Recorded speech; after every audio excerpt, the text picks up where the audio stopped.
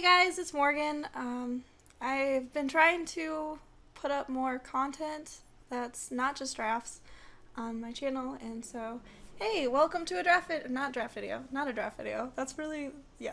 Welcome to a video that is not a draft. Today, I want to talk about something that I actually spent a lot of time thinking about, and it's women in magic. Obviously, it matters to me. I don't know if you guys knew.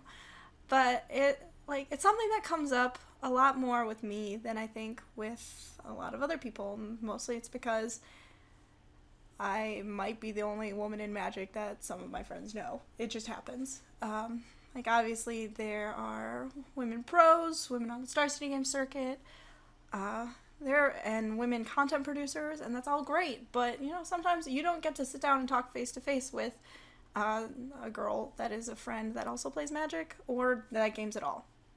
So I have this conversation a lot, and I'm ending with a poetry reading. So yeah, if you're interested in that, it's gonna be at the end. I decided to put it at the end so that if you're not interested in poetry, this is original poetry, by the way. If you're not interested in poetry, you don't have to watch all the way to the end. But I do want to, kind of say some things, and here we are. First of all, women in magic is great, and people in magic are great. I have met some very lovely people, both men and women, and other in magic, and it's fantastic. I have had a very good experience overall in Magic the Gathering. And, a lot of my friends play Magic just because it's a very time-consuming hobby. And so that's fantastic. A lot of you guys play Magic, and some of you guys are even women, and that's great. I love it. One of the things about this topic that makes me very uncomfortable is the fact that it tends to be somewhat confrontational. One of the things that comes up a lot is the fact that when content providers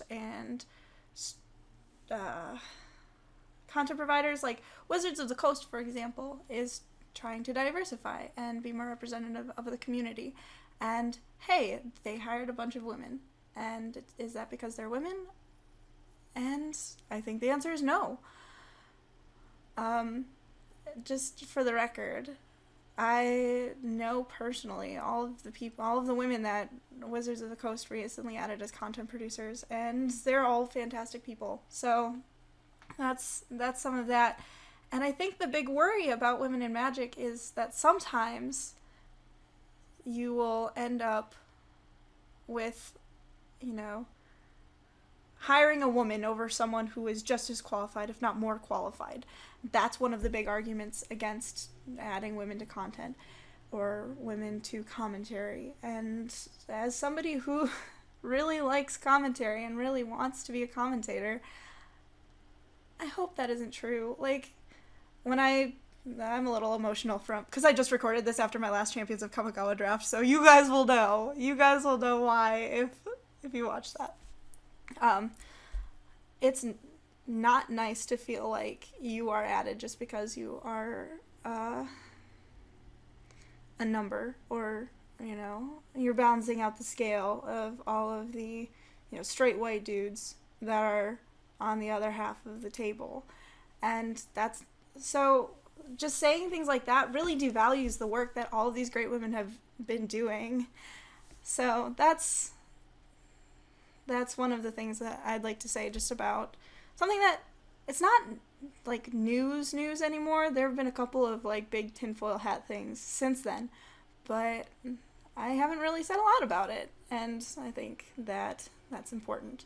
Another thing that I hear a lot about is exclusion of women and disrespect in the community, and I think as a whole, the Magic community does a really good job of being inclusive and respectful. But when it comes to that, and when it comes to people who exclude people because, they're women or whatever, as a whole, the community can get better by being more respectful And that's especially true of underrepresented communities within the magic community as a whole. That includes, women. That includes people of color. That includes people who are transgendered or not traditionally gendered or not traditionally don't have a traditional sexuality or just don't have a traditional way of life. Or even if they do have a traditional way of life, when is the last time that you have seen somebody who is actively Christian at a magic tournament, or actively Muslim, or actively anything? Sometimes, we don't realize that our community tends to be pretty homogenous when it comes to views like politics or religion. And so, just being aware that people are different than you, and being aware that people might have different religious beliefs or political beliefs when you're talking, or people who might have disabilities that you don't know about when you're talking about things like that, is just pretty important. So respect is a big thing that I'm a fan of. And